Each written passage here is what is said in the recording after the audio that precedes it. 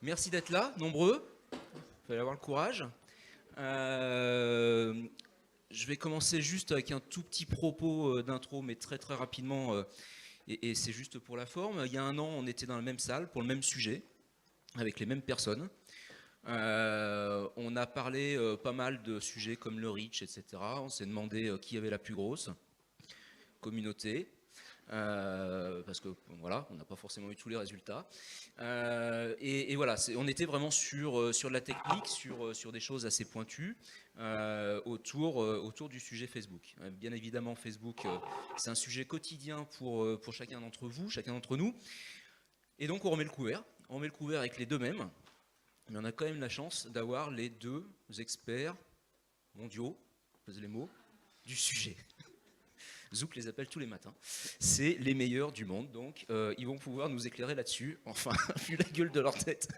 Alors, à l'instant T, je suis pas sûr, mais on va essayer d'en tirer quelque chose jusqu'au bout, promis. On compte sur vous, en tout cas, pour nous aider. Allez, plus sérieusement, on y va. On vous propose d'animer cette battle qui n'en est pas vraiment une, dans le sens où ils sont bien sûr globalement d'accord entre eux, mais avec quelques points de vue contradictoires qu'on va voir. On va travailler en trois temps, enfin deux temps principaux, quelques chiffres que Nicolas va nous donner sur l'état de la communauté, l'état des réseaux, etc. Quelques tips un peu techniques quand même, hein, il en faut. On va essayer de passer rapidement, n'est-ce pas Nicolas? Tu sais faire? Tu sais faire. On va essayer de faire ça rapidement. Et puis ensuite, on partira à la rencontre de Jérémy. Je ne vous en dis pas plus pour l'instant, qui n'est pas là, pour cause, puisqu'il sera en Skype tout à l'heure. On l'appellera s'il répond. On n'a pas de nouvelles? Bon, bah, au pire, on attendra un petit peu. Ça serait bien quand même, parce que sinon, il va falloir qu'on meuble. Et puis voilà, on ouvrira le débat avec Jérémy sur le sujet, sur un sujet particulier de l'écosystème Facebook. Je ne vous en dis pas plus pour l'instant.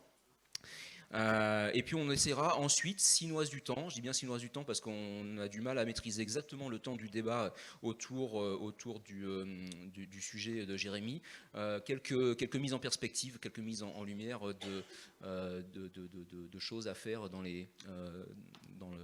l'écosystème Facebook de manière très concrète. Voilà le menu, on y va.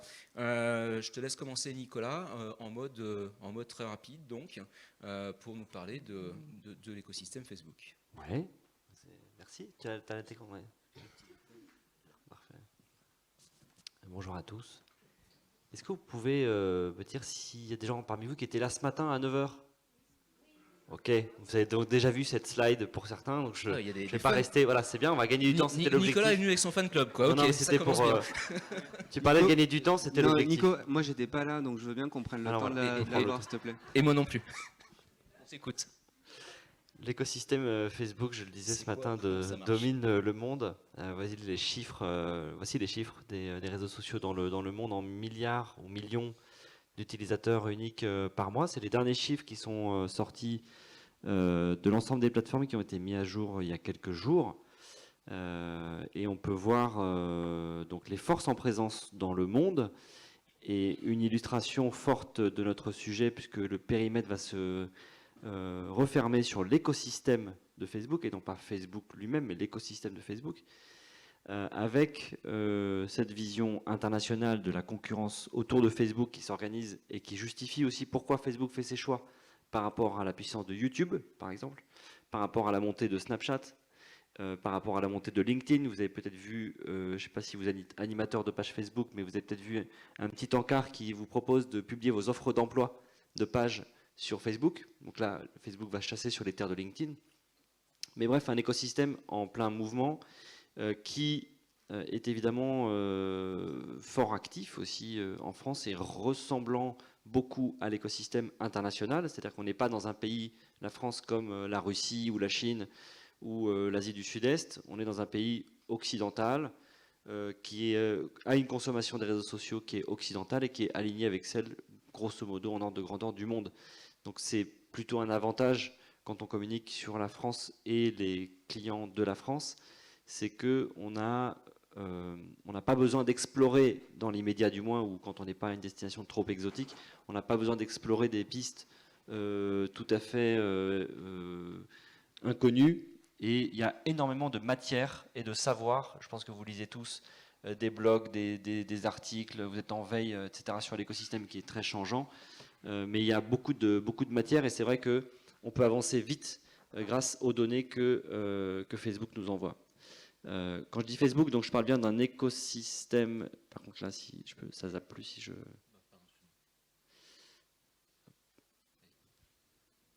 On parle bien d'un écosystème, donc c'est juste la reprise de quelques slides de ce matin. Je veux bien que tu remettes la presse parce que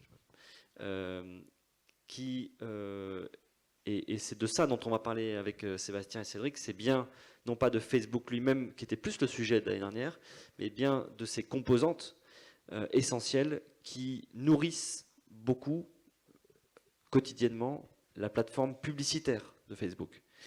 2,7 milliards cumulés ou dédoublonnés? Dédoublonnés.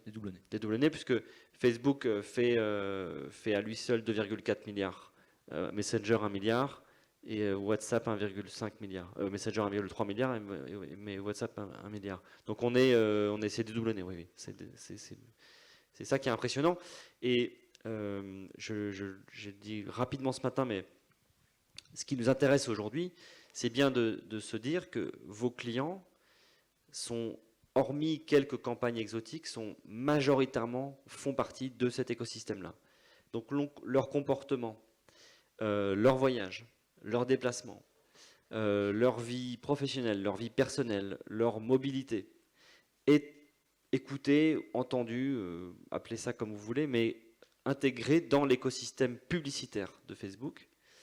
Et donc Facebook confirme évidemment sa place de média très fort, mais aussi de communauté. On va parler de la communauté tout à l'heure, qui est très importante, puisqu'il ne faut pas voir Facebook, Instagram et consorts comme un seul espace de médiatisation. C'est aussi un espace de discussion, de conversation.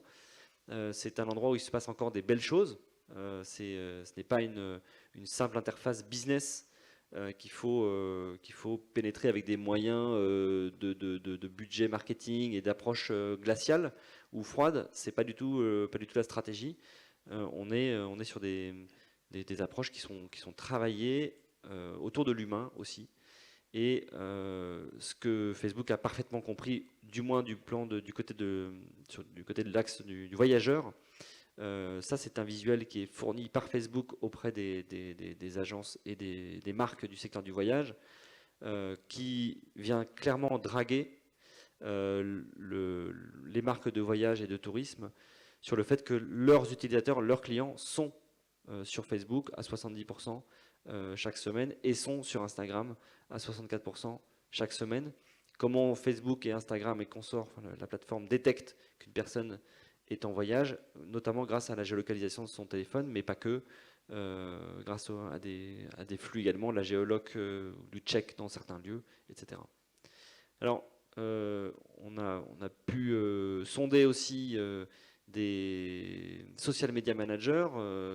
Seb aussi et son équipe ont interrogé des personnes. Donc, ce qu'on a pu en ressortir, nous, de notre côté, sans parler spécifiquement de Facebook, mais parler des réseaux sociaux, on voit encore une fois que quand on demande aux destinations touristiques c'est quoi vos plus gros efforts au niveau social media ces 12 derniers mois, les deux canaux et les deux énergies concentrées sont autour de Facebook et d'Instagram pour donc maintenir ou booster la performance.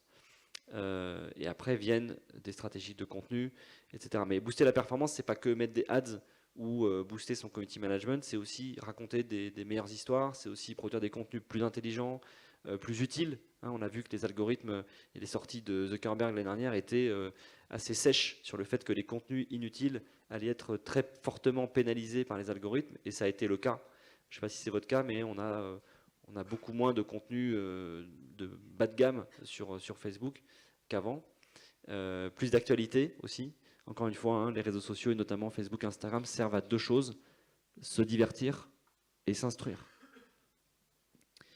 Donc quand on ne divertit pas et quand on n'instruit pas, c'est difficile de se faire sa place sur cet écosystème. Et puis on a fait un petit match j'en ai parlé ce matin, le match Facebook-Instagram, pour comparer, là c'est de la data sur des centaines de pages Facebook et de comptes Instagram comparés. Effectivement, le taux d'engagement sur Instagram, il est 4 à 5 fois supérieur à celui de Facebook.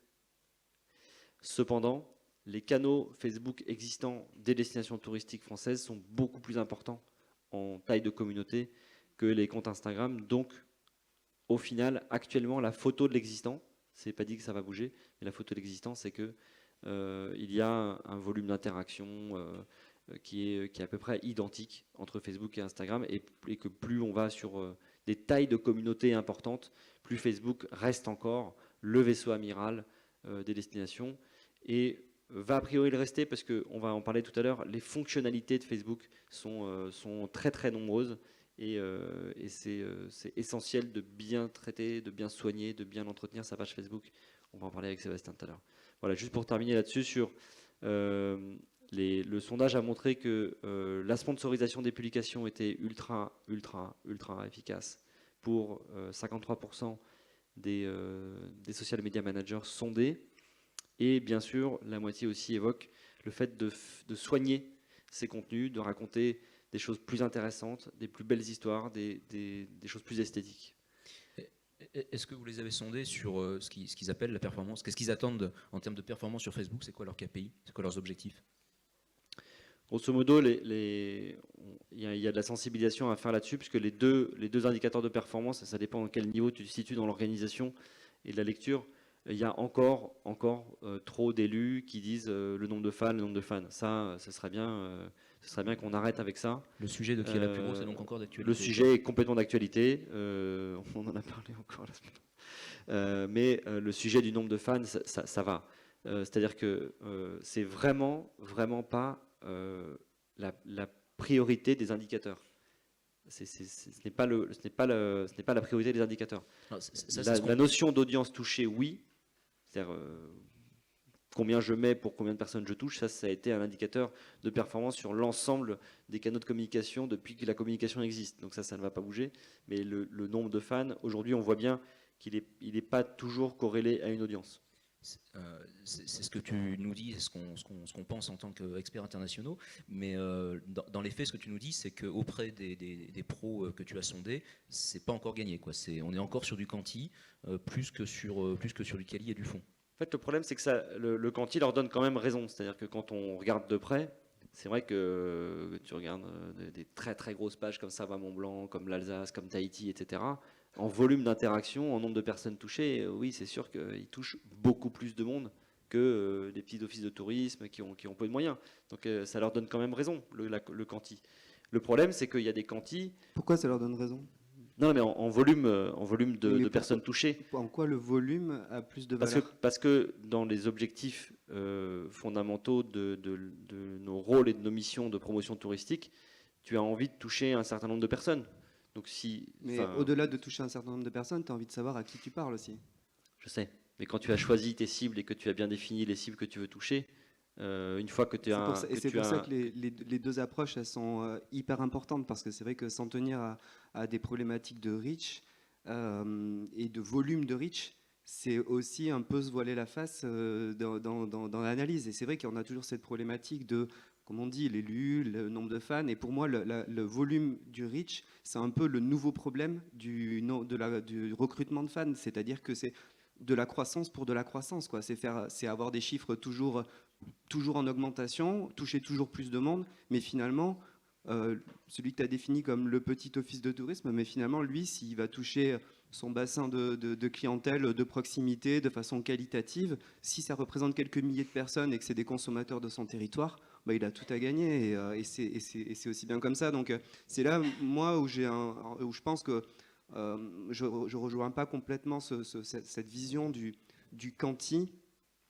et de venir ensuite le comparer, parce que tout le monde a des problématiques différentes, et c'est là que la performance, en fait, c'est du cas par cas, quoi. Et c'est ce qui est compliqué dans notre métier, quoi. Nous, notre expertise, que ce soit vous, que ce soit nous, que ce soit Cédric, c'est qu'on fait du sur-mesure, quoi. et qu'on s'adapte aux problématiques territoriales, qu'on utilise ces outils-là pour répondre à ces problématiques. Et après, finalement, parler de volume, c'est vrai que moi, ça a tendance un petit peu à m'agacer. Je sais. Alors, ils sont chauds, on va voir si c'est la même chose dans la salle. Est-ce que parmi vous, il y a encore des destinations qui ont des problématiques on va dire, top to bottom, où on demande clairement de faire de la quanti? Ou est-ce que le sujet est un peu dépassé? Osez. Je vois des mains qui hésitent un petit peu. Mais le quanti, c'est pas un gros mot en fait. Non, c'est pas un gros mot. Non, c'est pas un gros mot, mais ce que je comprends, c'est que c'est plus le sujet déjà Si, c'est le sujet. Non, mais je par rapport à la salle. Je pense que les gens lèvent pas la main, mais c'est le sujet. Enfin, excusez-moi, l'ensemble des décideurs, l'ensemble de vos élus, de vos directeurs vous demandent de faire de la perf. Et la perf, c'est pas toucher des millions de personnes. Mais la perf, c'est aussi de la qualité d'audience. Et les deux sont liés. Mais c'est du quanti. Voilà. Mais c'est pas du quanti. Non, c'est pas. Mais si, c'est la quantité de. C'est la quantité de Ouais, personnes que tu as touchées. Ils sont chauds, ça va être. Mais si. C'est la quantité de personnes que tu as touchées sur ta cible. Absolument. Si tu as une cible de randonneurs de 40 à 50 ans, ton directeur, il va te demander de toucher le plus de randonneurs possible de 40 à 50 ans. Il ne va pas te demander d'en toucher le moins possible. Donc moi, mais moi, je préférais qu'on en touche le mieux possible. Mais c'est pareil en fait. Non mais enfin, le mieux possible. Donc je vois que ça réagit dans la salle, que quelqu'un veut se frotter un petit peu au débat. Il y a un troisième micro, donc sentez-vous à l'aise. Et 3 sièges, si vous voulez. Mais en fait, qui a envie d'envoyer des contenus moches, des histoires pourries et faire des statistiques pour faire de la stat dans cette salle? Personne en fait. Enfin, je crois que le débat il est derrière nous là. Alors non, là où je suis pas d'accord, c'est que tu peux avoir du très beau, du très quali, mais du pas ciblé du tout et visant du très quanti. Une très belle photo qui raconte pas d'histoire peut engager monstrueusement et faire de la quanti, mais c'est pas de la quali. Ouais, mais tu vois bien que ces destinations-là, aujourd'hui, elles le payent très cher. Juste pour terminer mon propos, si la quali se mesure à l'engagement sur une photo, aussi belle soit-elle, si elle raconte pas l'histoire, et on en connaît de nombreux exemples, ça fait juste pas de la quali. Et c'est ça en tout cas, moi, ce que je cherche à dire, c'est ça. Le quanti, à partir du moment où l'objectif, la performance passe par le quanti, on est d'accord que, in fine, c'est bien, en tout cas, le bon volume que l'on souhaite au sens le plus ciblé possible, mais il ne faudrait pas que la notion de quali se limite à un taux d'engagement sur des belles photos. Mais d'ailleurs, c'est relevé dans la slide, parce que revoir la ligne éditoriale et le style rédactionnel, là, on est tout à fait dans le sujet du quali. C'est ça, ça a été un des indicateurs les plus efficaces, hein, c'est revoir en profondeur ce qu'on dit, ce qu'on fait, qui on est, l'identité, la créativité, c'est les leviers principaux de ces indicateurs-là. Après, tu es obligé de rentrer quand même sur une phase quanti pour défricher un sujet comme Facebook. Mais la stratégie des contenus, elle montre bien que tu as beau balancer des contenus qui ne sont pas adaptés à tes cibles et à tes clientèles, s'ils n'en veulent pas, tu feras pas boire un âne qui n'a pas envie de boire. Donc les gens, à moins que tu aies vraiment très très mal recruté et que tu aies des audiences, c'est le cas de certaines pages, je ne vais pas faire des copains, mais comme Easy Voyage ou Alibaba, etc., qui ont des communautés qui sont, pour moi, pas top, quoi. C'est avec des contenus likés pour la plage, commentés pour la montagne, enfin des trucs, mais d'un niveau de community management proche de zéro. Donc c'est pas ça qu'on attend d'un community manager. On attend, et là cette slide le montrait un petit peu, sur le fait qu'il s'adapte aux attentes des utilisateurs, et sur le fond et sur la forme. Donc là on est plutôt sur une question plutôt de forme par rapport à la vidéo aussi. Je pense que c'est une attente forte, et aussi sur la verticalité. Ça, c'est des éléments de consommation qui sont presque sociologiques avec le mobile.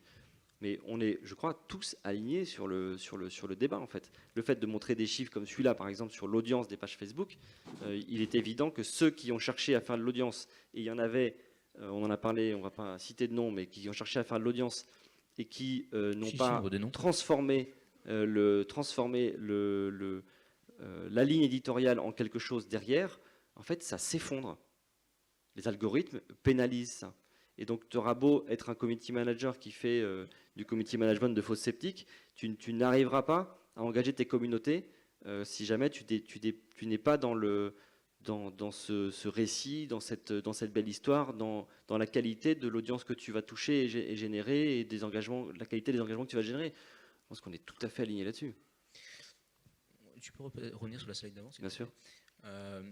Bon, à part le titre qui me semble un petit peu erroné, parce que si on parle d'une stratégie de contenu, c'est juste la taille le des titre visuels, le titre ça me choque un petit peu. Ouais. Mais au-delà de ça, on voit bien qu'il y a enfin pour moi, la slide et ce schéma illustre un petit peu le fond de les discussions qu'on avait jusqu'à maintenant. C'est-à-dire que la performance, en tout cas cet aspect de la performance, est mesuré à l'aune du format technique Facebook qui engage plus ou moins et tient absolument pas compte du fond et de l'histoire qui est racontée. Et moi, le danger que j'y vois, et je ne veux pas prendre part trop au débat parce que je suis censé plutôt l'arbitrer, mais en le voyant d'un peu de recul et avec plus peut-être de transversalité que simplement les réseaux sociaux, je me dis juste que c'est le genre de slide un peu dangereuse où on commence à expliquer qu'on va être plus performant en mettant une vidéo verticale. J'ai envie de dire, mettez plutôt une photo carrée qui raconte une belle histoire et qui déchire, et si ça fait un peu moins de clics et un peu moins de perf, bah, c'est pas grave parce que le nombre de clics, ça sera des bons clics qui ont voulu entendre l'histoire. C'est pour ça que c'est une slide d'introduction. Oui. Enfin, on est dans l'introduction là du sujet. On n'est pas dans la conclusion. La conclusion, c'est pas de faire ça. On est en train d'introduire un sujet. Donc ne dites pas, quand même, et on est en mode battle, désolé, mais ne dites pas que le fait d'afficher des quantis et des stats et de dire que il y a de la perf et des fans, etc. Ça veut dire c'est un arbre qui cache une forêt où on ne parlerait pas de beau contenu. Non, mais c'est faux. Enfin, c'est pas exact. C'est une slide, moi, que je trouve très intéressante quand on la lit pour ce qu'elle doit montrer, c'est-à-dire une efficacité dans un algorithme. Ouais. Voilà. Il faut. Et là, c'est des critères techniques au moment où tu publies et non pas un critère de performance. Technique. Et sur une analyse de 1000 publications, donc c'est pas rien, c'est pas, les chiffres sont là, quand on dit les chiffres sont têtus, et c'est intéressant de le prendre en compte et de dire oui, bien sûr, le format vertical, c'est un format qui est efficace. Je pense que tous les community managers, ils trouvent que cette information, elle est pertinente. Maintenant, après, la question, c'est l'histoire, quoi. C'est quelle histoire on vient rajouter à ça. Si ça vous va. On pourrait juste enchaîner sur les slides. Après, il faut qu'on appelle Jérémy. Sur ce dont on parlait ce matin aussi, c'était la notion d'identité et de créativité qui rejoignent ces sujets fondamentaux de la performance sur Facebook. Donc, déjà, juste pour un peu introduire le propos, moi, j'aime bien dire que notre métier de community manager, c'est le conversationnel, et qu'aujourd'hui, les meilleurs outils qui nous sont proposés, ce sont les réseaux sociaux. Peut-être que demain, ce sera autre chose, mais notre job, ça restera toujours de discuter avec les gens. En tout cas, c'est aujourd'hui le cœur de notre problématique. Et c'est pour ça que l'approche algorithmique, elle nous obsède un petit peu tous, et en fait, parfois, elle peut se faire un petit peu au détriment des stratégies touristiques, en fait. Pour répondre, et finalement parfois on a une approche de l'animation d'une page Facebook ou d'un compte Instagram qui sert plus à faire plaisir à un algorithme que à véritablement répondre à des objectifs concrets pour mon territoire. On a fait on a posé 4 questions, on a probablement sondé des personnes parmi vous, 4 questions assez simples en vous demandant, la première, quel est donc pour vous l'impact des facteurs suivants sur la visibilité de votre publication sur Facebook. Et donc, vous aviez la possibilité de noter entre 0 et 10. On est venu faire une moyenne de tout ça, et donc arrive en numéro 1 pour vous, community manager, la qualité du visuel. Donc on en revient exactement, on est tout à fait raccord sur ce que tu relèves, Nicolas. On sent que c'est quelque chose qui est extrêmement important. Et moi, j'ai envie de dire, oui, mais c'est finalement pas suffisant, parce que si on s'en tient que à la qualité du visuel, il y a encore 3-4 ans, ceux qui faisaient du beau contenu, ils étaient plutôt rares, ou en tout cas reconnus. Et il y avait une performance qui se faisait sur cette qualité de contenu. Sauf qu'aujourd'hui, je suis désolé, mais vous tous dans la salle, vous êtes tous des bons producteurs de contenu, j'en suis persuadé. Donc en fait, ça, c'est pas différenciant, ça n'est plus différenciant. Et aujourd'hui, il y a une vraie lassitude de ça. C'est-à-dire que le contenu beau, qui raconte pas grand-chose, à mon sens, il a moins d'intérêt aujourd'hui. Et c'est là où je pense que le community manager, il a une mission qui est hyper compliquée et que parfois les postes de direction ne sont pas en capacité de comprendre. C'est qu'il doit jongler entre comprendre un algorithme, entre une stratégie, répondre à des problématiques touristiques, renvoyer des chiffres pour rendre compte de son action, alors que finalement le plus qualitatif, à mon sens, c'est le conversationnel. Et le conversationnel, c'est quoi? C'est des inbox. Le conversationnel, c'est tout le job que vous allez faire sur Messenger. Le conversationnel, c'est répondre à des commentaires, c'est avoir des interactions significatives avec vos communautés, c'est créer des liens de proximité. Tout ça, quantitativement, c'est compliqué. Ça ne se met pas dans un classement. C'est difficile de le comparer avec les autres. Et pourtant, pour moi, la valeur ajoutée du travail du community manager, elle est là. Et en fait... c'est quand je vois le storytelling, la qualité du storytelling, le storytelling de la publication arrive, je n'ose même pas compter tellement il arrive loin dans la liste, il est probablement 14e ou 15e position dans les critères d'importance. Le storytelling, ce qui est différenciant, les histoires qu'on raconte, on travaille dans le tourisme. Et en fait, je me sens le premier concerné là-dedans parce que on a des approches parfois de facilité, de se dire on va faire du beau, on va faire quelque chose de percutant à ce niveau-là, mais si on en oublie nos territoires, si on en oublie nos histoires qu'on a racontées, ben en fait on n'est pas différenciant et cette performance algorithmique, quelle valeur elle peut avoir, quoi. C'est un peu, voilà, c'est un peu l'objet de mon propos. Et par contre, d'un point de vue assez clair algorithmique, arrive en dernier donc dans le sondage les partages dans Messenger. Alors le nombre de fans de la page, ça c'est une très très bonne nouvelle. Il est avant dernier, donc ça c'est une très très bonne nouvelle. Et après, finalement, les discussions dans les commentaires sur les partages, par exemple, c'est quelque chose qui arrive assez bas. Les discussions dans les commentaires sur les partages, c'est clairement, je ne sais pas si tu vas être d'accord avec moi, mais c'est clairement pour moi probablement l'indicateur le plus fort en efficacité de visibilité d'une publication. Parce qu'on est clairement dans les interactions significatives. Vous faites une publication, cette publication elle est partagée par quelqu'un et ça crée une conversation sous le partage de cette personne. Et souvent, et si ce partage-là il a été fait dans un groupe, et on va aborder le sujet des groupes juste après, là c'est le jackpot. Et ça, d'un point de vue efficacité algorithmique, c'est très très puissant. Et donc je pense qu'il faut qu'on revoie aussi un petit peu notre approche de conception, de construction de nos publications. Et vraiment, je vous promets, vous tous community managers, je connais votre quotidien et la difficulté que ça peut représenter parce qu'on a le cerveau qui part un petit peu dans tous les sens. Juste si on peut passer à la slide suivante. Et je ne vais pas m'attarder dessus parce que, en gros, c'est la même question, mais côté Instagram. Pareil, numéro 1, qualité du visuel. Le storytelling, il retombe super bas. Ça s'entend sur Instagram. Encore une fois, Instagram, c'est avant tout un réseau autour du visuel, mais le storytelling, il a une place importante. Le temps passé par les personnes qui consultent votre publication sur votre publication, c'est quelque chose qui est super pris en compte aussi d'un point de vue algorithmique. Donc si vous y développez un beau storytelling avec une histoire captivante, non seulement c'est positif pour votre destination, mais c'est même positif d'un point de vue algorithmique. Donc il ne faut pas le négliger. Et hier, on a parlé des stories.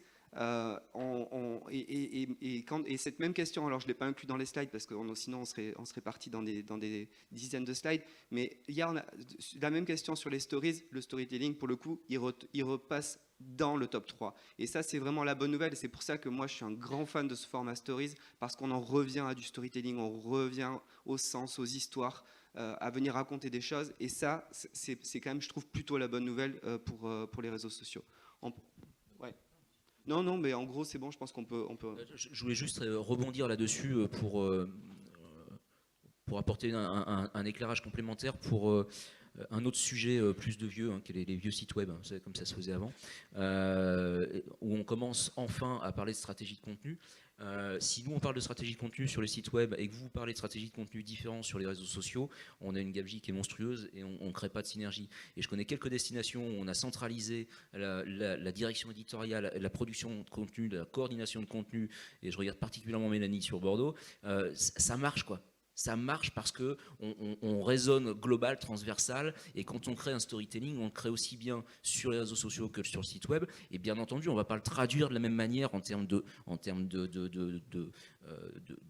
publication. Ça ne va pas être la même publication. Ça serait la pire des conneries de prendre une story Instagram et de la mettre sur un site web. Ça n'aurait pas de sens. Mais juste que ça se coordonne et qu'on crée de la synergie, au moins au niveau de la production de contenu, qu'on pense la production de contenu de manière coordonnée et que tout ça soit une vision transversale. Si on n'est pas dans cette vision storytelling, vous allez faire des belles photos, des belles vidéos pour vos réseaux sociaux, et moi en tant que site web, j'en ai rien à foutre parce que je m'en servirai pas. Voilà, c'est juste la petite parenthèse vieux site web dans ce monde de jeunes réseaux sociaux que je voulais apporter. Ça me semble important d'y réfléchir aussi. Moi, j'adhère à ce discours-là, bien sûr. On parle d'un écosystème digital. Il y a un moment, l'écosystème, ça veut dire qu'il y a une cohabitation, quoi. Donc, je me permets de dire qu'il existe assez rarement quand même. Oui, mais pourtant, oui, ok, c'est possible. Les premiers à avoir fait ça, c'est les rédactions des médias qui prenaient des problèmes de silos extrêmement importants et qui ont cassé les silos. Il y a les rédactions du New York Times, Le Monde aussi, Combini, qui a montré des choses extrêmement intéressantes qu'ils ont fait pour disrupter leur propre rédaction.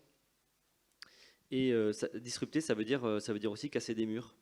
Vraiment. C'est aussi briser des cloisons. Nous, on a eu des recommandations avec nos clients comme ça de casser la cloison, en fait. Et donc de faire un open space avec les équipes de communication, les équipes du marketing. Et on parlait de silos. Oui, les silos sont extrêmement importants entre les différentes directions, entre la production de contenu d'un côté, le marketing de l'autre, le service commercial de l'autre. Voilà, il y a des problématiques de silos importantes, y compris sur les canaux. Si tu es OK, Nico, on est à une demi-heure. Il y a le sujet Jérémy qui est quand même super important, surtout que son exemple, il est passionnant. Tu veux peut-être dire 2 mots sur la partie ads? C'est un sujet qu'on a évoqué tous les trois avant de choisir ces slides-là. Enfin, on en a parlé un petit peu ce matin. Il y a quand même des nouveautés depuis l'année dernière sur l'écosystème Facebook, et notamment la puissance de feu de Digital Ads for Travel, qui est la nouvelle plateforme de publicité pour les marques de voyage. C'est assez bluffant de voir les résultats qu'on peut obtenir sur le tunnel que vous avez vu passer de Trip Consideration notamment, et que l'écosystème Facebook aujourd'hui est capable de détecter qu'une personne est en intention de séjour sur potentiellement votre destination. Donc Facebook est capable de détecter qu'une personne est en intention de séjour sur une typologie de séjour, de type outdoor, randonnée, etc., mais aussi sur une destination typique. Donc c'est extrêmement intéressant, et le tunnel va jusqu'à la conversion en bas. Et je crois que le Skype va démarrer, mais c'est un missile, cet outil, qui permet aujourd'hui de remplir des avions, de remplir des hôtels, de générer de la commercialisation d'activités beaucoup plus efficacement qu'avant, et notamment à travers des nouveaux canaux que sont les stories, à travers des éventails, je prends la slide suivante, de contenu, les carousels, les diaporamas, et encore une fois, le contenu n'est rien, le contenant n'est rien sans l'histoire, mais il y a aujourd'hui des possibilités, des leviers offerts qui ont énormément changé, qui sont de plus en plus précis. Voilà, Skype. Et tu parlais des sites web, je parlerai aussi des bases de données.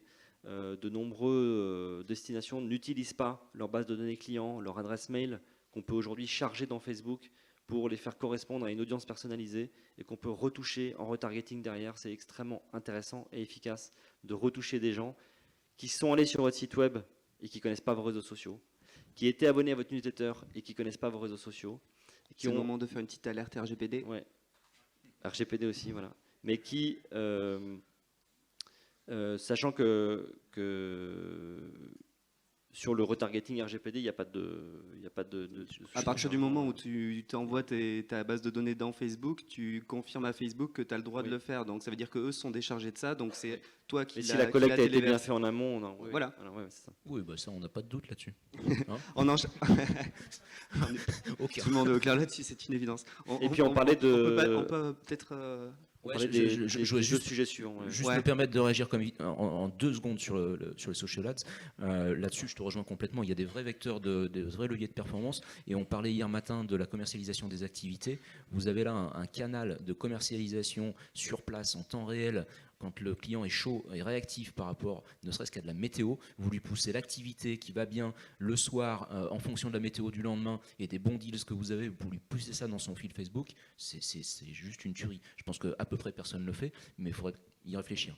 Pour les offices du drive to shop aussi, on l'a fait avec Brive-la-Gaillarde, c'est-à-dire qu'on peut rediriger des touristes qui sont actuellement dans le centre-ville vers l'office de tourisme parce qu'on sait qu'ils sont là et qu'ils sont en vacances ou en transit chez vous. 2 mots avant de démarrer le Skype avec Jérémy. The Future is Private, c'était l'intitulé du keynote de Zuckerberg au printemps dernier. C'est d'ailleurs assez marrant d'entendre ça dans sa bouche. Mais par contre, ce que ça veut clairement dire, c'est une prise de conscience claire de l'écosystème Facebook, que les interactions, elles se font de plus en plus en privé. C'est aussi là un des intérêts des stories, on en parlait hier, c'est que ça génère beaucoup de discussions en privé, les gens se sentent plus à l'aise d'interagir, de discuter, et du coup on crée du lien de proximité. Et donc voilà, il y a les groupes Facebook, on va en parler juste après, les Messenger, les WhatsApp, les DM Insta, voilà, c'est des espaces où il va falloir y consacrer du temps. Voilà, le social care, c'est un sujet hyper important et qui a une vraie valeur ajoutée. Et ça, le plus dur, ça va être de réussir à faire passer ce message d'aujourd'hui. La modération, c'est le parent pauvre du community management. On passe un temps de fou à créer des publications. Et puis ensuite, une fois qu'on l'a sortie, si ça se trouve, on l'a programmée à 19h et de toute façon, on n'est plus au bureau. Et puis, on verra bien demain matin à 9h si j'ai 2-3 petits trucs à modérer. Mais en fait, clairement, les discussions et tout ça, c'est vraiment c'est un temps de travail hyper important qu'il faut consacrer et qui est, à mon sens, indispensable et qui a une vraie valeur ajoutée. Et on peut peut-être juste enchaîner sur... je ne sais plus sur quoi on enchaîne. Je pense qu'on est on enchaîne sur Messenger, on va zapper. Plus de place au groupe, voilà, c'est l'introduction à notre sujet, à notre conversation avec Jérémy, il est là. C'est clairement, vous l'avez tous vu, des fils d'actualité où les groupes Facebook prennent de plus en plus de place, un algorithme qui leur donne de plus en plus de visibilité, une volonté de mieux connecter les gens et surtout qu'il y ait une vraie valeur ajoutée à l'utilisation de Facebook. C'est pas non plus complètement anodin, hein, c'est pas des philanthropes, hein. Eux, ce qu'ils veulent, c'est que les gens ils aient envie d'utiliser leur réseau. Donc on peut aussi penser que ça vient de là. Et du coup, c'est l'occasion d'en discuter avec Jérémy Ballarin, qui est un des fondateurs de la Wanted Community. Salut Jérémy. Salut. Tu nous entends, c'est bon? Ouais, je vous entends bien, vous m'entendez bien? Bon, écoute, on t'entend nickel. Mais attends, ouais, Attends 2 secondes. Ça y est, on te voit. Bon, t'es en direct du Wanted Café là? Non, j'aurais bien aimé, mais je ne suis pas au Wanted Café. Yes. Allez, je te laisse la main et puis je te laisse te présenter et puis après on a la petite vidéo, tu nous dis quand tu veux la passer. Ok, ça marche. Bonjour à toutes et à tous. Alors, j'ai un petit écho. Ah merde. Je suis... Non, mais c'est cool, t'inquiète, pas de souci. Je suis Jérémy Ballarin. Je suis le cofondateur de Wanted Community. Alors, étant donné que je vous vois, qui connaît Wanted Community? Ok. Tu as un petit 5%. Et qui est membre d'une communauté Wanted? J'ai l'impression qu'il y en a plus. Bref, c'était pour moi. Du coup, pour la faire très simple, nous, Wanted, ça a démarré en 2011 avec un premier groupe, qui est aujourd'hui le groupe Wanted Community Paris. Ça a commencé en 2011 parce qu'on cherchait des bons plans et à se partager des tips. On était avec Christian et Luc, mais deux autres cofondateurs, en recherche de bons plans, logement, job, faire la fête, enfin bref, n'importe quelle question que se posent des jeunes qui sortent de leurs études. Et on avait créé ce premier groupe. Et là, aujourd'hui, en 2019, on a près d'1 million de membres. Le groupe Wanted Community Paris est le groupe local avec le plus grand nombre de membres dans l'écosystème Facebook Monde. Nous, du coup, en fait, on fait quoi pour la faire simple? on crée des espaces de confiance, en tout cas on espère, en tout cas c'est un terme qui est important, des espaces sur le digital avec le groupe, sur Facebook, et aussi dans le réel et dans le physique, puisqu'on a, Seb a parlé des Wanted Café, on a créé un Wanted Café à Bordeaux, avec comme vision, comme objectif de tisser du lien. Du coup, ça a démarré sur un groupe Facebook à l'époque où les groupes Facebook n'étaient pas du tout utilisés. Maintenant, on est sur un écosystème à la fois différents espaces.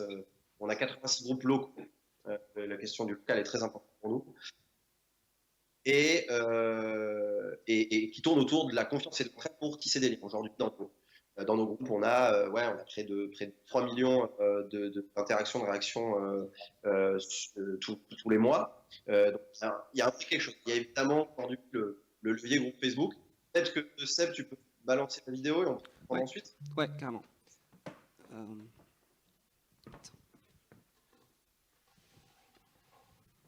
Attends, vas-y Cédric, je te laisse prendre la main peut-être.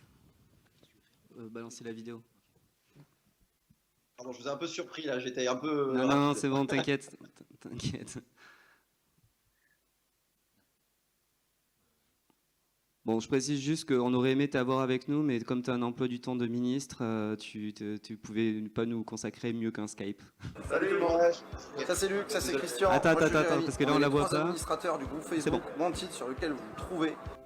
Les réseaux sociaux sont parfois à l'origine de belles histoires de solidarité. À Bordeaux, Wanted Community, il s'agit du plus grand groupe d'entraide, une plateforme créée par 3 Bordelais. Bon, vous pouvez vendre des choses, vous pouvez demander des conseils, vous pouvez papoter.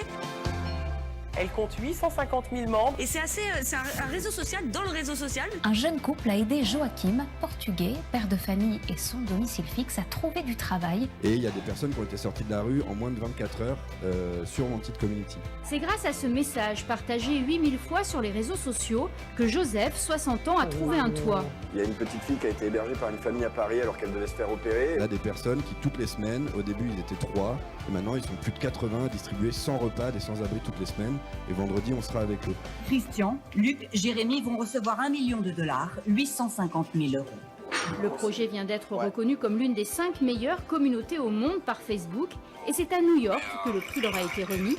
Bienvenue au Wanted Café, un café solidaire. C'est qu'on reverse 2% de notre chiffre d'affaires à des associations qui sont dans l'entraide de la solidarité. Le business qu'on génère permet de faire des actions de solidarité. C'est véritablement l'or de demain, c'est-à-dire que l'entraide est vraiment le fer de lance. On crée des actions solidaires ici. 9 passages chez nous permettent un 10e repas offert à une personne en besoin. De l'argent pour voir plus grand et aider ceux qui agissent. Les moyens que vont apporter Facebook vont permettre de croître encore plus, pouvoir potentiellement ouvrir d'autres lieux. Le but, c'est que demain, tout le monde passe à l'acte et tout le monde fasse des choses. Et nous, on a juste créé un outil qui peut permettre de révéler ces héros du quotidien. Tu viens donner un coup de main ou quoi? À tous.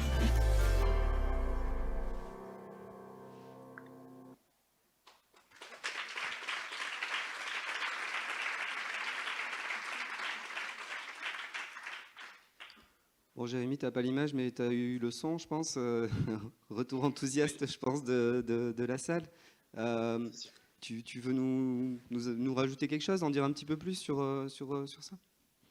Ouais, je peux en parler un peu plus. Après, je pense que là, ce qui est intéressant pour les gens, enfin, j'ai suivi vos échanges animés avant, je souscris à pas mal de choses. Quand vous avez pas mal de points, je pense que c'est intéressant pour vous là, qui nous écoutez en tant que professionnels, de voir comment le groupe peut être une arme de plus et quelque chose de plus dans votre stratégie. Mais pour dire quelques mots, c'est vrai que à la base, c'était pas du tout c'était juste un groupe qu'on a créé en quête limite d'entraide égoïste, parce que c'était nous, trouver des bons plans, on a invité des gens autour de nous. Et petit à petit, d'une manière super organique, en fait, de plus en plus de gens sont dans nos groupes. Nous, on est toujours à peu près 10 000 membres en plus sur nos groupes tous les mois. Croissance organique, jamais fait de publicité, on parle très peu sur nos groupes, ça c'est important aussi, on aura l'occasion d'en parler, mais nous on a très vite vu les groupes comme des espaces, et c'est toi tout à l'heure qui a parlé d'espace. Je pense que c'est une donnée qui est hyper importante. Je pense que Facebook a pas mal échoué en fait dans le fait de créer des espaces conversationnels. Attends, ça a lagué, est-ce que tu peux juste redire ce que tu viens de dire, on n'a pas entendu. Ah pardon, j'ai dit que je pense que Facebook a... Vous m'entendez bien? En fait, ça lag un peu, mais t'inquiète, quand ça lag, je te le dis et du coup, on te fait répéter. Ok, désolé. Non, ce que je dis, c'est que Facebook a, je pense, pas mal échoué dans la volonté de créer des espaces conversationnels. Je pense qu'aujourd'hui, les pages sont comme des sites, c'est-à-dire qu'ils communiquent d'une manière hyper descendante. Et le fil d'actualité ne ressemble absolument pas à une zone de confiance dans laquelle on voit des publications qui nous intéressent. Et ça, je pense que Facebook l'a clairement compris. Et on le voit, vous en avez parlé avant. Moi, j'ai fait du système et du social media pendant un moment, et je partage vos conclusions. C'est qu'on ne parle que de reach, quoi. Et de se dire, ben ouais, alors la photo verticale, quel est le meilleur format pour. Et forcément, tu as le sens qui s'en un petit peu quand tu penses à ça. Et donc, il y a toujours ce compromis entre faire plaisir à l'algo et vraiment délivrer une histoire du sens des valeurs. Et ça, je pense que aujourd'hui, c'est quand même compliqué de continuer à le faire uniquement avec une page. C'est important. Enfin, aujourd'hui, tu as du budget, tu balances sur ta page. Par contre, vous avez des social ads, ce qui est très bien. Mais je pense qu'aujourd'hui, l'outil qu'est le Facebook, alors déjà en termes d'algo, il n'y a même pas photo. Ça a été dit notamment dans la keynote de Zuckerberg, et c'est pas pour rien s'ils soutiennent des initiatives comme les nôtres. Aujourd'hui, le feed et le fil d'actualité que vous avez sur Facebook, il y a énormément, beaucoup. Facebook met le paquet là-dessus. Nous, pour échanger avec eux, moi j'étais avec les équipes US à Paris il y a les 3 premiers jours de cette semaine. L'impact pour eux des groupes et toute la partie en fait un peu sociale. On a parlé un peu Seb, c'est-à-dire tout ce qui passe en partage privé, espace conversationnel, messagerie, DM, groupe. Ça, c'est quelque chose aujourd'hui qui fait vachement sens, parce que c'est vraiment là les espaces de confiance. Je pense que les gens fuient certains espaces qui sont très verticaux. Instagram, aujourd'hui, Instagram explose, Instagram est hyper social, mais Instagram, en termes de création d'échanges et de liens, ça reste quand même pauvre. Et je pense qu'il y a aujourd'hui beaucoup d'outils qui peuvent permettre justement de recréer ce lien. Les groupes Facebook en font clairement partie. En début de semaine, on a pu rencontrer aussi des gens d'une agence à Paris qui s'appelle Buzzman. Et voilà, ils disent quelque chose d'assez marrant. Donc, vous avez, nous, on a un sujet sur la communication sur Antide. Et de dire, vous avez une communauté, vous avez du sens, et il faut que vous trouviez une marque et que vous communiquiez dessus, alors que vous travaillez avec des marques et on leur cherche une communauté de sens. Et je pense que la création de communauté et de sens est un vrai sujet, même avant, je pense, la communication de produits, en tout cas sur les réseaux sociaux. Si on essaye de transposer tout ce que tu dis, qui est passionnant, à notre univers qui est celui du tourisme, de destination, est-ce que tu penses qu'il y a effectivement de la place pour des destinations, alors sans aller trop directement dans l'IACA Faucon, mais concrètement, je pense qu'il y a à peu près 250 personnes devant nous qui se demandent est-ce qu'il faut créer un groupe, est-ce qu'il faut animer un groupe, est-ce qu'il faut rejoindre un groupe, est-ce qu'il faut... Voilà, est-ce que d'après toi, il y a une place pour les destinations dans ces groupes, ou au contraire... surtout pas parce qu'il faut que ça reste des groupes, on va dire, spontanés. Cette question, elle est évidemment centrale. Moi, je pense qu'aujourd'hui, en fait, la question, c'est est-ce que pour votre sujet, ou pour vos valeurs, ou pour votre produit, ou pour vos clients, est-ce qu'il faut créer un espace de confiance dans lequel tout le monde peut parler? Moi, cette question, je réponds forcément oui, quoi. Et je pense qu'aujourd'hui, cette question d'espace conversationnel, elle se pose, et que les réseaux sociaux et Facebook, notamment, nous a vendu de l'interaction, nous a vendu de l'horizontalité, et on se rend compte que c'est ultra compliqué. Et qu'on est juste en train de se dire, putain, c'est la photo qui est vue par le plus grand nombre de personnes. Et justement, je pense que les groupes peuvent être intéressants. Alors, il faut les créer. Jérémy, excuse-moi, on te perd. Je te propose juste de couper la connexion et de la relancer juste derrière. Avec un peu de chance, on récupère un peu plus de... Ou au pire, on déconnecte la vidéo et reconnecte, je sais pas. Et là, c'est vrai que ça lag un peu. Essaye juste de coupe ton image. Coupe ta vidéo. C'est dommage, on ne te verra plus. Ok. Est-ce que là, c'est un petit peu mieux? Ouais, ça a tendance à être mieux, ouais. Pas du tout. Ok, on essaye juste de couper et de relancer, d'accord? Ok, ça marche.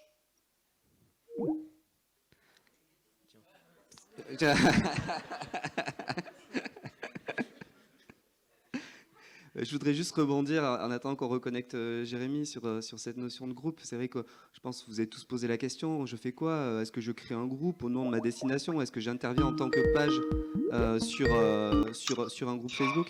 Oui, est-ce que vous m'entendez un petit peu mieux? Génial. Ouais, mais par contre, on voit que nous là, c'est ça? Je me vois en train de parler.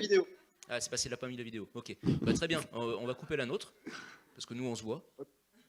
Ok, ça marche. Et Désolé. Hein, Vas-y, on te laisse la parole. Ouais, ok. C'est la Jérôme Bonaldi, hein, pour les plus de 30 ans.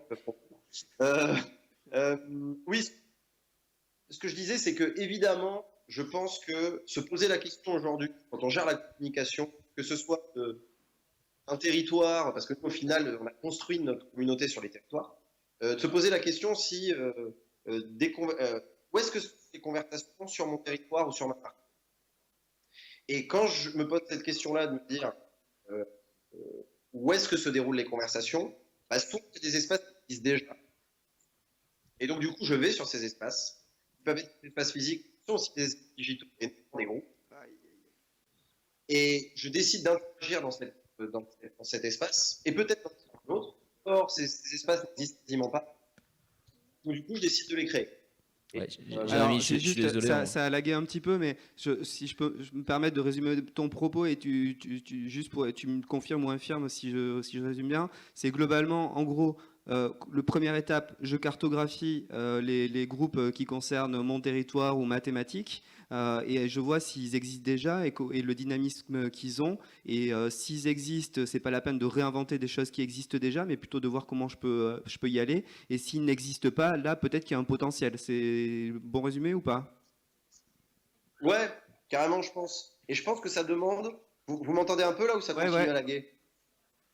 Non, c'est bien. Je pense que c'est important aussi de. C'est très compliqué, ça, je pense, pour une marque. Mais c'est d'organiser son lâcher-prise, quoi. C'est-à-dire se dire, je vais aller dans des espaces où je vais peut-être pas maîtriser parfaitement la communication. Je vais aller dans des espaces où potentiellement on va me casser du sucre sur la gueule. Où je ne serai pas la personne qui sera maître et écoutée de tous. Mais des espaces où justement les gens parlent d'une manière confiante. Et ça, je pense que c'est la clé que les groupes font. C'est un truc qui est évidemment adapté en fait. Pour faire ça, Jérémy, il faut être au clair sur ses valeurs, il faut être au clair sur ce qu'on raconte, sur ce qu'on défend. Et peut-être que tout le monde ne peut pas encore aujourd'hui se permettre d'avoir ce lâcher prise, non? C'est possible. Après, je pense que je pense pas que ce soit rédhibitoire en fait. C'est-à-dire, je pense que le fait de proposer et le fait de parler et le fait d'avoir une vision qui est plus humaine, et même quand on parle de storytelling, en fait, moi, je suis d'accord, le storytelling c'est hyper important, et en même temps, le storytelling est vu comme une. Le storytelling peut être vu aussi par un public qui commence à comprendre les rouages des réseaux sociaux comme quelque chose en fait d'hyper marketing. Et que en tant qu'équipe de com, on se dit, putain, on a un bon storytelling, on est humain, et on a des personnes qui vont se dire, mais c'est encore com.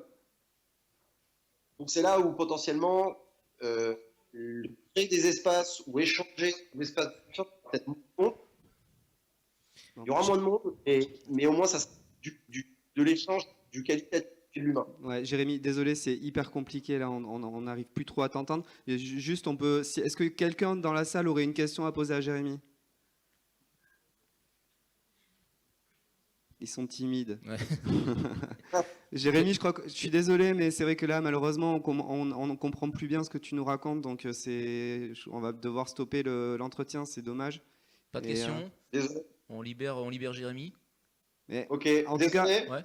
merci beaucoup pour ton témoignage, franchement, c'est passionnant. Merci. Jérémy. Merci, Jérémy. Merci à vous.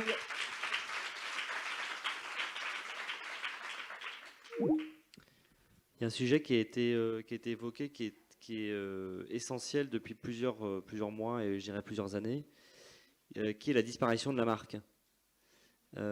Sur la stratégie des contenus et la vision de l'écriture d'un planning éditorial et d'une production de contenu intelligente, il est évident que l'autopromotion est mise en abîme et mise en difficulté forte dans un écosystème aujourd'hui où la confiance est reine et partout. Et c'est une attente forte. Et la disparition de la marque, c'est aussi le phénomène du marketing d'influence qui est en pleine explosion, où les destinations et les marques de voyage, mais pas que, reposent aujourd'hui leur incarnation et parviennent à faire, pour certaines, et certainement pas toutes, parviennent à laisser la main à des talents, à des créateurs de contenu, à des influenceurs, pour raconter ce qu'elles sont incapables de raconter désormais, soit pour des questions de crédibilité, donc l'autopromotion, soit pour des questions de talent et des problématiques de talent. C'est-à-dire que bien souvent, d'ailleurs le critère d'esthétique absolue que vous citez n'est pas souvent proportionnel à nos capacités à tous en interne de produire des contenus extrêmement qualitatifs. La Content Factory dont on rêve tous, on ne l'a pas facilement en interne. Par contre, il y a des talents locaux, dans les groupes d'ailleurs, il y a des talents nationaux, voire internationaux quand on a une clientèle internationale, et qui permettent de travailler cet effacement de la marque et de faire en sorte que votre discours soit plus crédible parce que ce n'est pas vous qui le racontez. C'est le consumer to consumer, c'est le C2C. Certes, ça peut passer par une page, par un groupe, peu importe le vecteur, le véhicule en fait. Ça peut passer par un site internet, Lausanne par exemple, ils reprennent des témoignages de voyageurs, ils les mettent sur leur site. Et il y a Vienne aussi qui avait fait ça sur la campagne avec les avis de Vienne. Il y a une option qui est géniale sur les pages, c'est Superfan. L'option Superfan, mais nous quand c'est arrivé, quand on a découvert cette option, mais je sais pas où est Lola, elle est juste là. Lola, c'est community manager qui gère Pays Basque Tourisme. Quand on a vu ça, on s'est dit ok, on fait quoi? On a des super fans, on va faire des posts ciblés, on touche 40 personnes, 50 personnes au début, on leur dit c'est quoi votre bon plan rando en novembre dans la région. On va toucher quasiment 100% des gens qu'on va cibler et on a quasiment 100% des gens qu'on cible qui nous font des pavés comme ça de partage d'expérience, de bons plans. Derrière, c'est juste une mine d'inspiration pour créer de nouvelles publications, et bien évidemment, on ne se les approprie pas, on cite la personne qui les a partagées, et cette personne-là, elle est d'autant plus valorisée, et elle va continuer de contribuer encore plus. Et donc, il y a même des options sur les pages, sans en venir au groupe, qui sont là, qui sont hyper puissantes. Superfan, ça parle à tout le monde, ou est-ce qu'il faut un peu de cryptage? Vous l'avez C'est bon, vous l'avez? Okay. Il y avait une infographie qui était sortie il y a quelques années, qui est assez intéressante, sur les 7 niveaux d'engagement qu'on peut déjà avoir soi-même et qu'on peut obtenir, entre guillemets, de sa communauté. Et le niveau 7 de l'engagement, c'est quand le community manager disparaît et que c'est la communauté elle-même qui se régule. Nous, on avait beaucoup ça sur des pages de destinations en difficulté, comme la Guadeloupe ou l'Égypte, et que, en fait, ce n'est pas nous qui faisons la police, ce n'est pas nous qui faisons des messages descendants, justement, c'est la communauté qui raconte, et il n'y a pas forcément besoin d'un groupe pour ça, c'est utile, mais ce n'est pas toujours utile. C'est la communauté qui rassure ceux qui ont des inquiétudes. Les Bahamas, actuellement, ils sont en train de vivre un sale quart d'heure. Je pense qu'à Rouen, on ne doit pas rigoler non plus. Et donc, ce sont les locaux, les amoureux de la destination, et ceux qui y sont allés pour dire « Non mais arrêtez, à Rouen, on respire très bien. Arrêtez, en Égypte... il y a les médias qui ont fait un pataquès d'un ou deux décès. En France, il y a eu 180 morts il y a 2 ans dans un attentat. Enfin, il faut toute proportion garder. Donc, il y a des exemples comme ça et de disformation, enfin de la manque de distance, pardon, que prennent les médias. C'est encore une fois l'effet d'hier soir, ça. Les médias ne prennent pas beaucoup de pincettes et de distance avec ça, et la communauté est là pour réguler la vérité.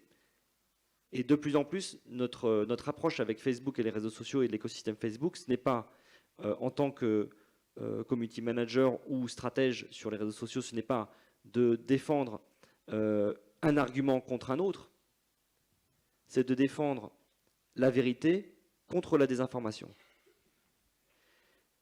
On reste à fond dans le débat parce que justement la place du conversationnel et le CM qui devient non pas community manager mais conversation manager, c'est essentiel pour expliquer ce rôle non pas de tenancier d'une boutique ou d'un bar, mais plutôt celui d'un régulateur, d'un coordinateur d'une communauté extrêmement dynamique qui va elle-même proposer ses propres bons plans, elle-même raisonner les personnes qui sont dans une crainte absolue de voyager à tel ou tel endroit, ou qui se moquent aussi de certaines destinations, comme on a pu le voir sur certaines pages, de destinations qui ont un capital sympathique moins élevé que les autres. Il nous reste, on va dire quoi, 6 minutes, c'est ça, si je dis pas de bêtises? On va lancer les questions. Ouais. Juste avant, peut-être, j'ai une question pour reboucler et lancer la série de questions. Je vous laisse préparer les vôtres. Moi, j'en ai une sur la performance, reboucler tout ça. Si on lâche prise et si on laisse faire les groupes, quelque part, c'est une des options qui est envisagée. Si on laisse faire les autres, comment est-ce qu'on mesure cette performance, ou est-ce qu'on accepte même de ne plus la mesurer? C'est quoi le sujet de la performance autour de ces groupes? Ou est-ce qu'il n'y en a juste pas? C'est un canal de performance potentiellement supplémentaire s'il est utile. Nous, on en a activé certains pour certaines destinations qui ont une problématique comme Tahiti Tourisme, qui ont une problématique de sensibilisation aux agents de voyage. Vous savez que les destinations ne font pas toujours leur communauté, leur communication elles-mêmes. La mesure, elle va être compliquée. La mesure va être compliquée, mais il y a quand même une volumétrie de postes. L'un des groupes, le groupe des voyageurs de Bruno Maltor, il affiche des chiffres sur son groupe et il le monétise presque. Tu peux avoir des chiffres, mais si tu parles... Parce qu'en fait, s'il y a des communautés existantes, je prends je sais pas, l'exemple, tu es un département des Pyrénées, tu as une communauté qui est existante, un groupe Facebook qui parle de ton territoire. Elle est née seule, cette communauté, elle vit seule, elle vit bien, le groupe vit bien, comme on dit dans le sport. Merci à ceux qui ont la ref. Pourquoi intervenir finalement là-dessus? Finalement, le truc fonctionne plutôt pas mal, donc autant les laisser vivre, parce qu'en fait, ils font le job.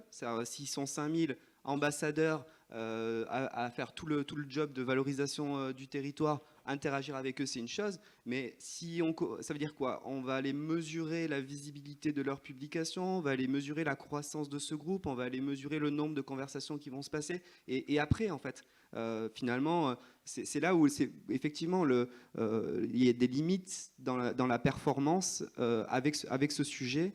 Je ne sais pas si le sujet de la performance, en tout cas, je ne veux pas repartir sur le truc, mais pourtant je vais quand même le dire. Non, mais la question se pose, parce qu'on va demander à des décideurs d'accorder potentiellement du temps pour animer un outil dont on ne va mesurer aucun résultat. La question se pose. Non, il faut effectivement, mais il y aura une analyse à faire. Elle sera importante, mais et de toute façon, quand on définit une stratégie, il y a un moment où si on ne fixe pas des objectifs et des indicateurs clés de performance qui sont aussi quantitatif, et le quali reste extrêmement important à mes yeux, mais voilà, donc il faudra probablement passer par là, c'est sûr, mais il y a encore tout à construire.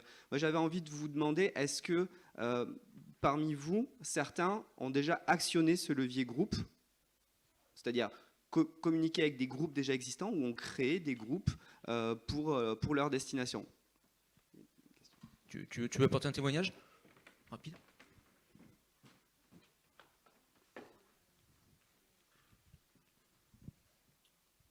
En fait, moi, pour tout vous dire, je le fais depuis déjà des années.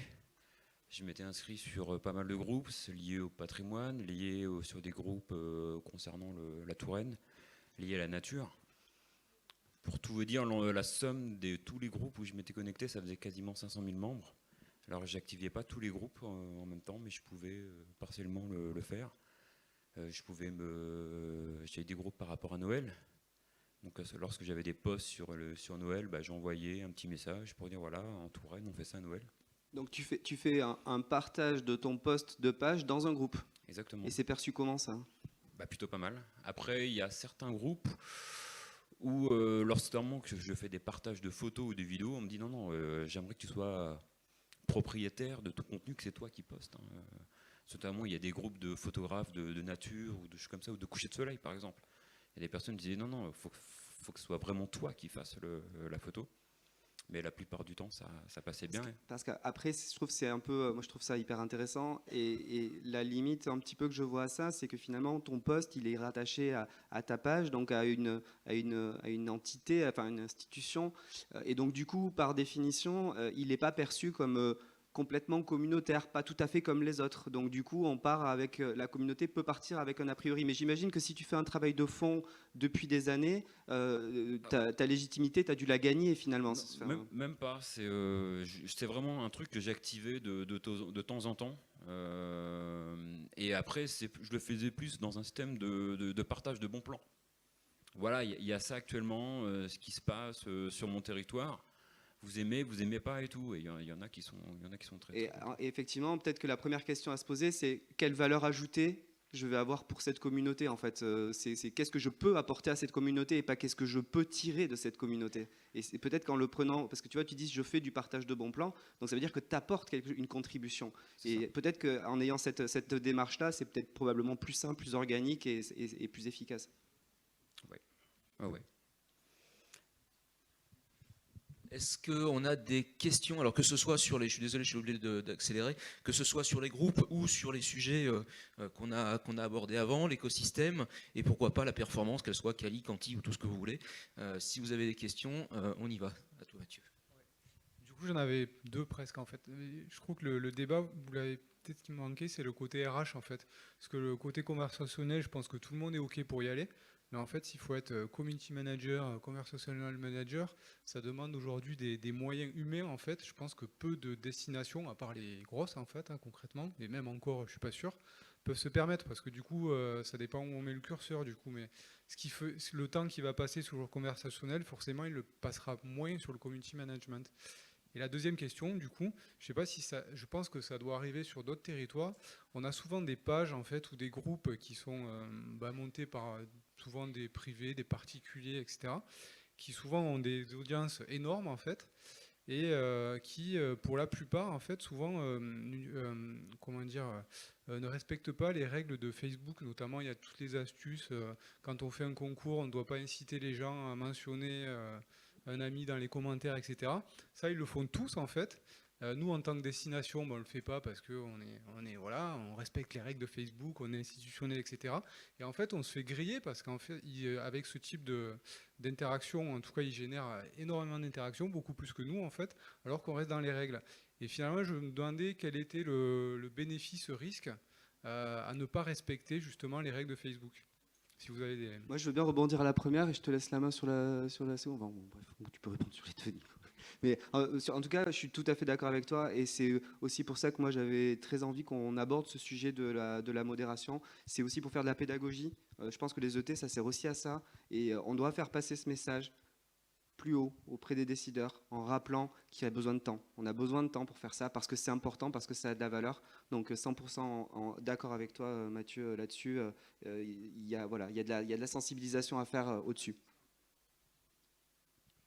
Oui. On a perdu Nicolas, définitivement. Non, je suis là. Retour sur la deuxième question, qui était finalement, si j'essaie de traduire, est-ce qu'on a raison de respecter les règles quoi, parce que d'autres le font pas et cartonnent. Est-ce qu'on a raison de vouloir faire propre? Moi, je crois pas que ce soit.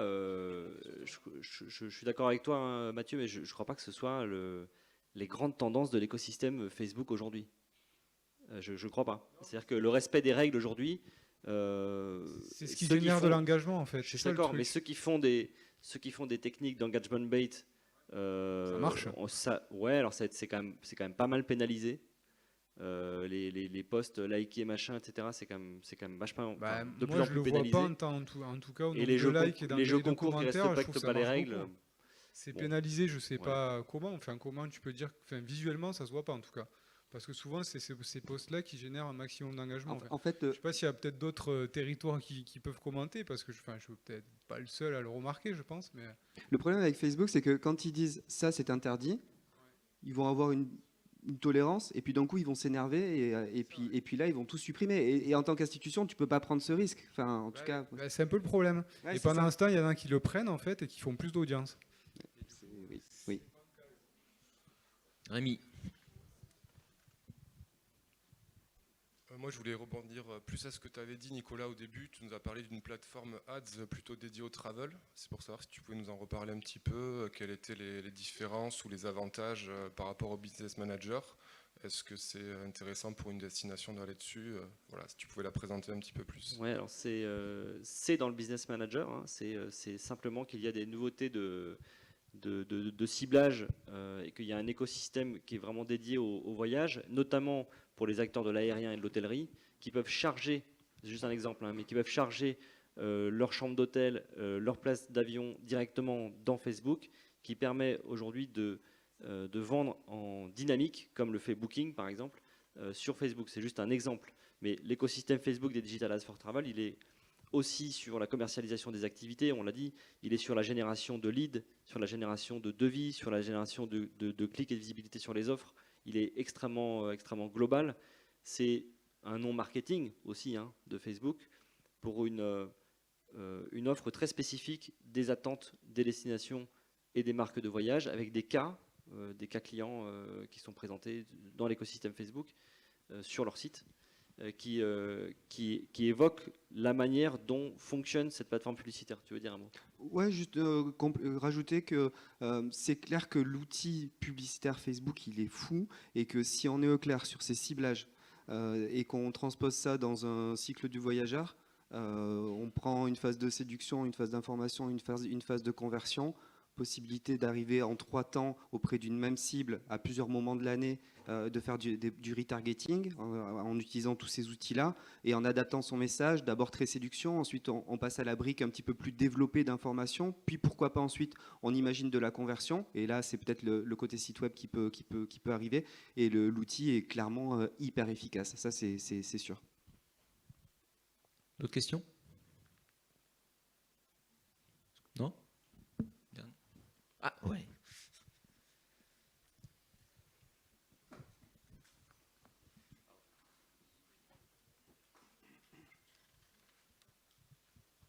Merci. Oui, bonjour. Je m'occupe de la communication dans le massif des Bauges et pour Chambéry un petit peu aussi. Plus belle ville de France. Je suis mon directeur là. Par rapport à ce que vous disiez, l'autopromotion est quand même très mal vue. Je suis assez d'accord, mais j'ai quand même des collègues qui veulent pousser beaucoup d'offres commerciales dans le fil d'actu et pas seulement en dark post ou de l'événementiel. Et qu'est-ce que vous en pensez? Je pense que c'est un débat central, vraiment. Je pense que c'est une question centrale c'est un débat que j'ai quand même déploiement, très souvent. exactement, du déploiement des lignes éditoriales. C'était d'ailleurs le sujet du 3e tiers de la conférence, qui est le déploiement des lignes éditoriales en fonction des possibilités de prise de parole et des impossibilités de prise de parole sur des sujets qui sont clivants, qui peuvent être aussi bien des sujets qui sont inadaptés à la globalité de la personne ou des groupes de personnes à qui on s'adresse. Donc, que ce soit des petites ou des grosses communautés, il y a des messages clivants. Quand on n'est pas une famille, on n'a pas envie de recevoir des publications famille, on a envie de l'hyper-personnalisation. Et dans tous les cas, sur les réseaux sociaux, c'est un peu moins vrai sur Instagram, mais sur Facebook, il y a une étanchéité à la publicité qui est assez forte. Il y a une appréhension à la publicité qui est assez forte. C'est pour ça que l'ensemble des marques, et vous y compris, vous devez faire très attention sur vos messages commerciaux et publicitaires. Dès qu'il y a des forfaits à vendre, des activités à vendre, etc., il faut le faire de manière extrêmement douce, avec un storytelling très travaillé, si jamais c'est visible sur la page, si jamais c'est visible sur vos contenus ou sur vos groupes ou ailleurs. Et il faut réserver les approches les plus commerciales, que ce soit du similaire à Google AdWords, sur du dark post. Le dark post, je pense que vous savez tout ce que c'est vraiment des publications non publiées qui ne sont affichées qu'aux personnes qui sont vraiment intéressées, soit en situation de séjour au moment de l'avant, pendant, après, mais qui sont vraiment susceptibles d'être super intéressées par ce que tu dis et par les offres. Et malheureusement, on a aujourd'hui des influences, et là pour reprendre ce que tu disais Mathieu, sur la sensibilisation des directions et des managers, parfois d'autres services d'une organisation touristique, c'est que les algorithmes existent, quelle que soit sa stratégie, ils pénalisent fortement des contenus qui ne sont pas inspirants, qui ne racontent pas d'histoire, et par conséquent, ce type d'action publicitaire, c'est pas interdit de faire de la pub et d'avoir des écrans en display qui disent achète, achète, parce que là c'est pas cher, viens faire du trek avec nous, etc. Et là c'est maintenant, avec un storytelling parfois très court et très basique, mais ça doit être réservé effectivement à un positionnement dans l'écosystème Facebook qui est très choisi, très ciblé et en dark post. Et il faut expliquer, le problème c'est la sensibilisation des partenaires pour expliquer que c'est parce que le post n'est pas visible qu'on ne l'a pas fait. Sur la promotion des activités, sur la promotion des actions commerciales et de l'événementiel. L'événementiel, après, ça se raconte assez bien. Il y avait un exemple qu'on n'a pas pu citer sur Brive Festival, qui justement arrive à faire à la fois du storytelling, d'événementiel et du festival avec l'annonce des prochaines têtes d'affiche qui durent quasiment toute l'année et la commercialisation de la billetterie en même temps. Parce qu'il y a un storytelling à côté. Est-ce que ça répond à ta question? Oui, merci. Une dernière question pour la route? Cédric, je veux pas faire ton job de maître du temps. Eh bien, je crois qu'il est. Tu l'as fait, c'est bien. Je crois qu'on l'a pas mal dépassé. On arrête tout alors. Eh ben, merci beaucoup à tous. Merci beaucoup, merci à tous. On vous dit à l'année prochaine. Bon retour dans vos destinations et voilà. À l'année prochaine pour la 3e battle.